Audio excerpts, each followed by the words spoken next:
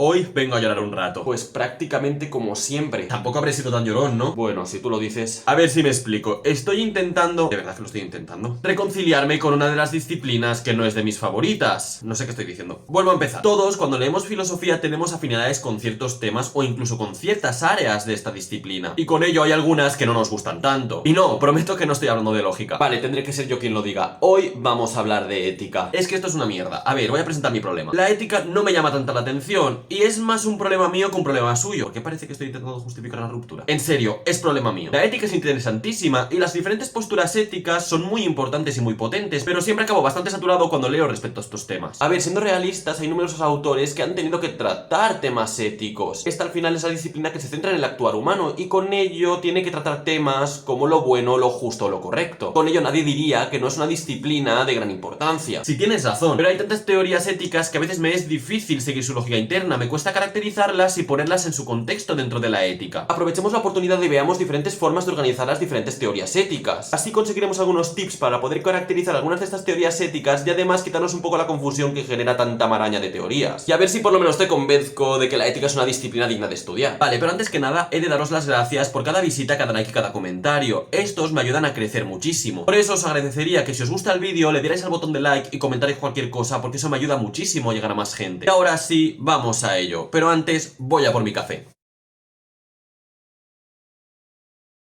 Hay numerosas formas de clasificar las diferentes teorías éticas, algunas más comunes y otras más desconocidas. Hoy vamos a ver algunas de las más importantes que son protagonistas de muchos de los debates acerca de ética, pero tened siempre en mente que no son las únicas y hay otras más que son muy interesantes. Hoy vamos a hablar de una de las clasificaciones más interesantes, pues dispone las diferentes teorías éticas de una forma cronológica, pero ya vamos a avisar que las diferentes categorías que vamos a nombrar acaban superponiéndose unas con otras. Vamos, no es una regla infalible. Exactamente, hay teorías que no pertenecen al grupo prioritario de su tiempo. Ahora lo entenderemos mejor. Esta clasificación tiene tres grupos bastante importantes: las éticas del ser, las éticas de la conciencia y las éticas del lenguaje. Cada una de estas las podemos situar más o menos en un periodo concreto de la historia de la filosofía. Por ejemplo, las éticas del ser abarcan desde la filosofía antigua hasta el fin de la filosofía medieval. Por otro lado, las éticas de la conciencia las solemos situar durante la filosofía moderna. Y por último, las éticas del lenguaje suelen encuadrarse en la filosofía contemporánea, sobre todo en el siglo XX. Vale, esto nos sirve para introducirnos, pero ahora nos toca hablar de cada una de estas categorías. Empecemos por lo que se denomina las éticas del ser. Hemos de pensar que tanto en la antigüedad como el medievo la metafísica era el centro de la filosofía. Las grandes teorías hablaban muchas veces del ser, de la realidad o de la esencia del mundo. Con ello, las teorías éticas de este periodo siempre van a corresponderse con la esencia del ser humano, el perfeccionamiento de sus virtudes y el desarrollo de sí mismo. Este desarrollo y perfeccionamiento de las virtudes siempre va a responder a un fin en concreto, bien sea la felicidad, bien sea el paraíso. Ajá, todas estas posturas parecen plantear el modo en el que el ser humano sea mejor, desarrollando así todas sus virtudes. Es por ello que las teorías éticas que solemos enmarcar en este momento son las teorías de Platón, de Aristóteles, las teorías helenísticas o la teoría cristiana. Todas ellas forman parte de las éticas del ser, pero en la modernidad aparecería un cambio muy grande. Aparecen así las éticas de la conciencia. Hemos de pensar que en la modernidad aparece un suceso bastante importante, que es el redescubrimiento del sujeto. Es decir, la filosofía empieza a poner el foco en el sujeto ya no solo como sujeto del conocimiento, sino también como sujeto ético. Esto llevará a la ética a plantearse cuestiones como la problemática de la acción moral o la cuestión acerca del deber. Con ello la ética cambiaría de foco, ya no hablamos tanto de virtudes sino de acciones morales. Así aparecen numerosas opciones que son muy diferentes unas de otras entre sí. Vale, entonces dentro de la ética de la conciencia encontramos las éticas de autores como Kant o Hume, pero también las posturas del utilitarismo de la ética marxista. Vale, ahora bien, lo de éticas del lenguaje me parece un título bastante más complejo. Las éticas del lenguaje son aquellas que ya no se centran en un sujeto sino en la interrelación entre sujetos a partir del lenguaje. Estas éticas se insertan en el contexto de la intercomunicación. Es por ello que el lenguaje es una parte fundamental de estas éticas. Vale, entonces la ética parece centrarse en la interacción entre los sujetos. Con ello no solo se centra en un único sujeto ético, sino en diferentes. Más o menos, las diferentes éticas del lenguaje son muy diferentes entre sí, y el lenguaje y la intercomunicación aparecen de una forma u otra dentro de estas éticas. Algunas de estas son el emotivismo, el comunitarismo o las éticas procedimentales. En resumen, si analizamos la ética de forma cronológica, encontraremos unas tres etapas más o menos que se van superponiendo unas con otras. Lo primero es que encontramos las éticas del ser, que se centran en el mejoramiento del individuo y en la virtud. Por otro lado, tras ello encontramos las éticas de la conciencia, que se centran en el sujeto como sujeto ético. Y por último encontramos las éticas del lenguaje, que se centran en la interrelación de los sujetos. Creo que lo has pillado bastante bien. Ahora pasaremos a otra de las clasificaciones más interesantes, la que divide las éticas en dos grandes grupos, las teleologías y las deontologías. Ah, estos nombres sí los conozco. Las teleologías, hablé de ellas en este vídeo, son las teorías que señalan la existencia de un fin, de un telos. Con ello estas teorías éticas se basan en el fin que se persigue cuando se actúa, por ejemplo la felicidad. Con ello las deontologías, palabra que viene del griego deon, es decir, deber, se centran en lo que etimológicamente nos dice su nombre, es decir, en lo correcto. Vale, es verdad que esto es así, pero es verdad que esta clasificación puede quedarse un poco corta, sobre todo en el caso de las éticas contemporáneas. Es por ello que esta diferenciación tendrá que ser revisada y desarrollada un poco más. ¿Cómo? Explícame esto, por favor. El concepto de teleología acabará siendo relacionado con el de consecuencialismo. Las teleologías así se empezarán a plantear el para qué actuamos. Es decir, se planteará el objetivo con el que iniciamos una acción. Esta línea de teorías éticas lo que nos dirá es que cuando actuamos perseguimos un bien no moral. Algún ejemplo de bien no moral podría ser la búsqueda de la vida buena, el placer, el poder o alguna perfección. Por otro lado, lo que hará una deontología es generar una clara separación entre deber y bien. Ah, vale, pero esto último sí mantiene su parecido. La deontología lo que hace al final es anteponer el deber al bien. Lo importante es lo que debe ser, lo correcto. Es por ello que podemos entender esta diferenciación a partir de la distancia entre bien y deber. ¿Perseguir un bien no moral es lo correcto? Una teleología te dirá que sí. Lo correcto es priorizar ese bien no moral, sea el que sea. El problema es que estos bienes individuales pueden chocar entre sí, siendo esto una movida muy grande, pero bueno.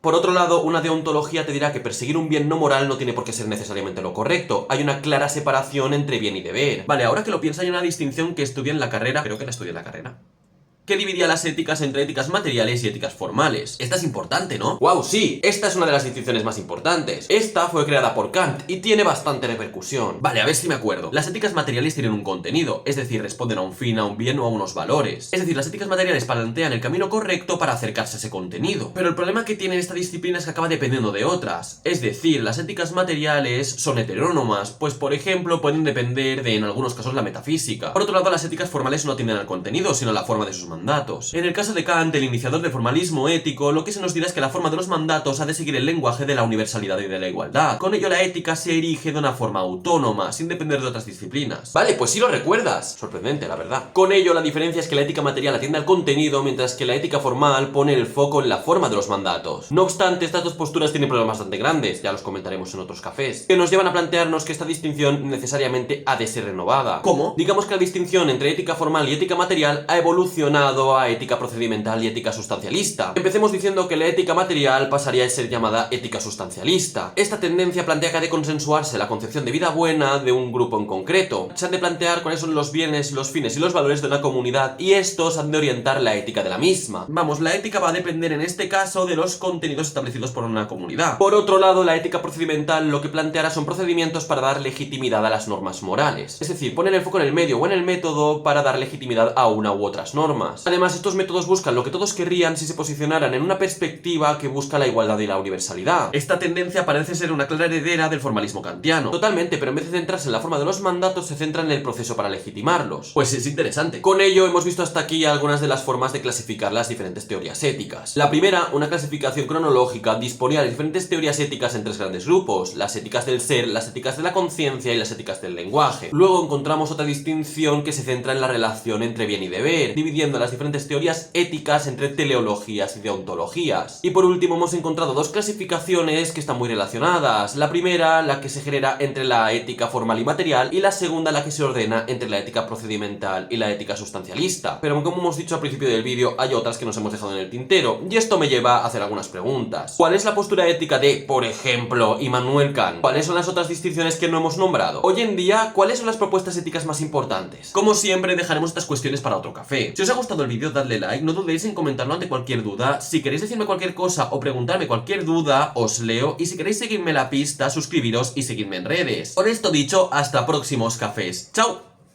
Es que soy sorprendido de que me salga toda la primera. Madre mía, ya empezamos con el trabalenguas. En este contexto, concepto, momento. No, es que la forma de los mandatos ha de seguir el lenguaje de la universidad.